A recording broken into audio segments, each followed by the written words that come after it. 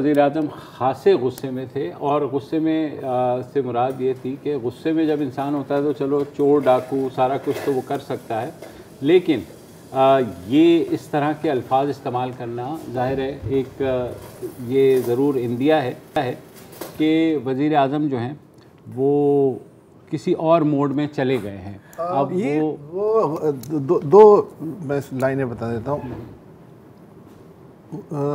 ग़ालिबन ये हदीस है कि गुस्सा इंसान को ऐसे खा जाता है जैसे खुश्क लकड़ी को आग, और एक और है कि अगर तुम गुस्से में हो तो खड़े हो तो बैठ जाओ और बैठे हो तो लेट जाओ।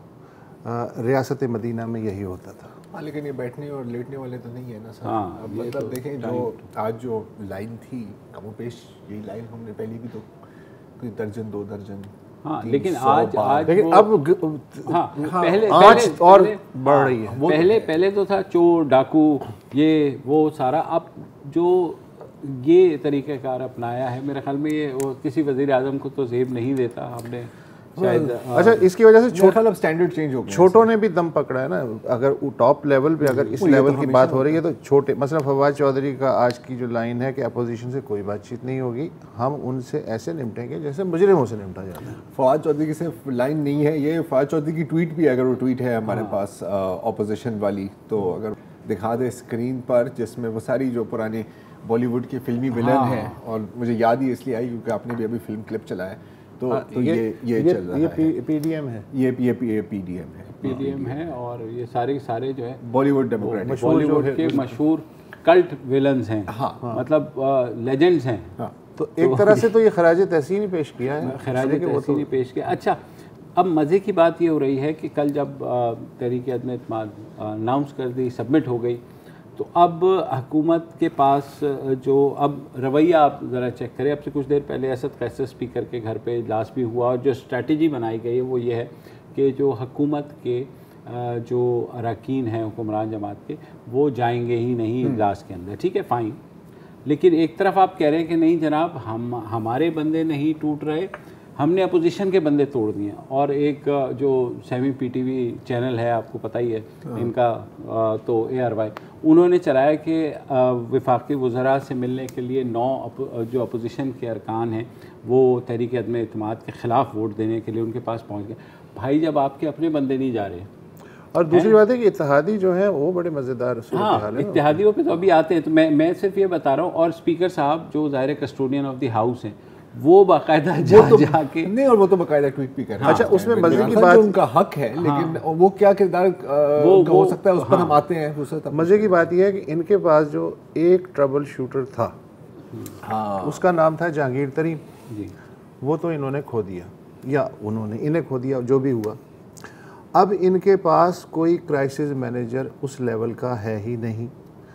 तो अब नौबत ये आ गई है कि जैसे अलीम खान नाराज़ हैं या जहांगीर तरीन ग्रुप है, उनको मनाने के लिए किसको भेज रहे हैं? परवेज़ खटक को। परवेज़ खटक खुद तपे हुए हैं, जले हुए हैं, और लेकिन उनको ट्रबल शूटर के तौर पर भेज रहे हैं। आपने बात की तो एक बड़ी इंटरेस्टिंग मैं आपको, और शाह महमूद से कोई बात करने को पसंद नहीं करता। आज JUIFA के जो तर्जुमान हैं उनका कहना है कि लियाकत खटक हमें ज्वाइन करने वाले हैं। अच्छा, ये जो अभी आप बात की थी ना कि इतने बंदे हमने उनके तोड़े हैं, उनके हमारे बंदे टूटे हैं, ये सिद्रा इमरान साहिबा जो MP हैं यहाँ सिंध असेंबली में PTI की तरफ से, उन्होंने डायरेक्ट दीवान सचल साहब पर इल्ज़ाम लगाया है कि आपने पार्टी के ख़िलाफ़ वोट दिया है सेनेट की सीट पे, जिसमें आज निसार कुरैशी जो है वो तो ये भी दाऊदा की सीट के ऊपर। अच्छा, अब इत्तेहादियों को भी, हाँ, इत्तेहादियों को ले लेते हैं। हाँ, इत्तेहादियों को अब ये हुआ कि इत्तेहादियों की तो ईद है ना बेसिकली, कि उनको इस वक्त अपोजिशन पार्टी और हुकूमत, वज़ीर आज़म पहली दफ़ा जो है चौधरी शुजात साहब की इयादत के लिए चले गए, और उसके बाद पहली बार वो MQM के दफ्तर आए, कैजुअल चिट-चैट और कप ऑफ टी, वो जिनके बारे में वो कहते थे कि मैं इनके ऊपर थूकूंगा भी नहीं। अच्छा, यार ये पुरानी बात है। अच्छा, 2018 की बात, ऐसे ना करें, ज्यादती ना करें यार खान साहब के साथ। देखें, इंटरेस्टिंग बात यह कि चौधरी शुजात सबको मालूम है कि वो अलील हैं, अप एंड डाउन उनका होता रहता है, और अक्सर जो सियासतदान हैं, सीनियर सियासतदान भी, वो उनकी आदत को जाते हैं, मिजाज पुरसी होती है, फिर उसमें सियासी बातें भी होती हैं। ये चौधरी साहब की आदत को गए, ठीक है।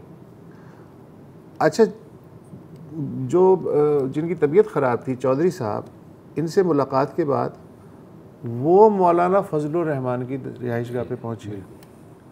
तो किसी ने कहा कि साहब ये देखें, मौलाना साहब चूँकि मसरूफ़ थे लिहाजा वो खुद इयादत के लिए आगे। बहरहाल जो भी है, सेम आज यही सूरत हाल यहाँ बादराबाद में हुई। इस पे सिर्फ काफ वाली आपको स्टोरी बता दूँ। हुआ ये है कि काफ लीग ने जब मौलाना फजलुर रहमान गए, जरदारी भी गए और शहबाज शरीफ भी वहाँ गए, उसके बाद उन्होंने शहबाज शरीफ के साथ एक नाश्ते पे आना था काफ लीग वालों ने। अच्छा। और वो हुआ ये कि ऐन वक्त पे इन्होंने रिफ्यूज़ कर दिया, और मोनिस इलाही ने जो है उनको इन्फॉर्म करके कहा कि हम नहीं आ रहे, जिस पर आसिफ अली जरदारी और फजलुर रहमान ख़ास से सीखपा हुए। उन्होंने चौधरी साहब को कहा कि चौधरी साहब, आपकी जो वज़ादारी है ना, वो ये बात हमें आपको ज़ेब नहीं देती, आपको ज़ेब नहीं देती, इसलिए वो बावजूद लालत के वो कल आए।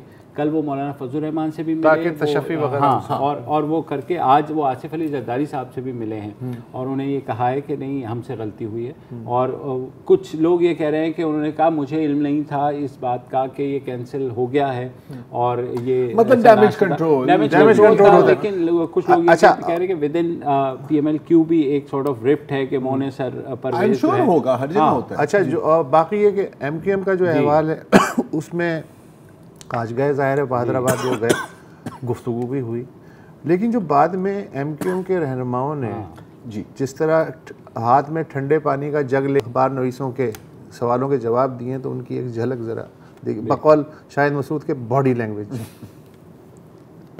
देखिए, इस पूरी मुलाकात में एक लफ्ज़ भी अदम एतमाद के हवाले से बातचीत नहीं हुई, ना उन्होंने हमसे यकीन दहानी मांगी और ना हमने उनको कोई यकीन दहानी कराई है। हम जो भी फैसला करेंगे वो अपने अवाम, अपने वोटर्स, अपने शहर के हवाले से जो बेहतर फैसला होगा उसके मुताबिक फैसला करेंगे। जी, आपने सुना। अब इत्तेहादियों ने भी अब डबल इसमें वो कि ना हमने यकीन दहानी कराई है, ना उन्होंने मांगी है। और मज़े की बात है, यहाँ से भी जैसे काफ वाले फिर मिल रहे हैं उसके साथ, तो कल ये भी जरदारी साहब से मिल रहा है MQM का वफ्द, जो फैसल सब्जवारी हैं इनके MNA, उन्होंने ट्वीट की है कि बड़े अरसे से मेजॉरिटी का हम पर दबाव है कि हम वफाकी हुकूमत से अलहदगी इख्तियार कर लें, मगर ज़ाहिर है उन्हें सिंध हुकूमत से भी मिलना है।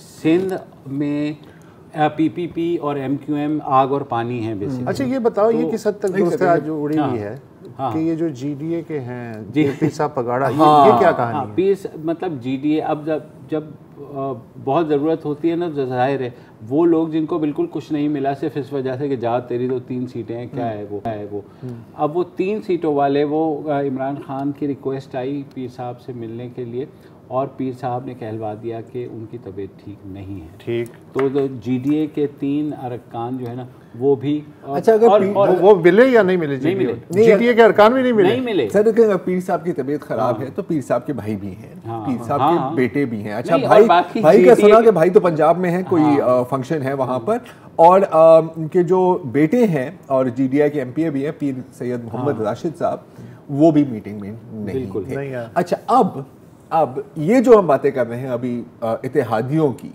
ये हर वोट से पहले ऐसी नहीं, लेकिन इस दफ़ा पता है गेम इस तरह खुल के नहीं हो रही थी, इसलिए कि ये तारिक बशीर चीमा को अभी मैं सुन रहा था, जो सीनियर पॉलिटिशियन है काफ लीग के, तो वो यहाँ तक कहा कि अगर PTI के अंदर के जो लोग हैं वो इनहराफ की सोच रहे हैं, तो फिर इत्तेहादियों को भी सोचना पड़ेगा।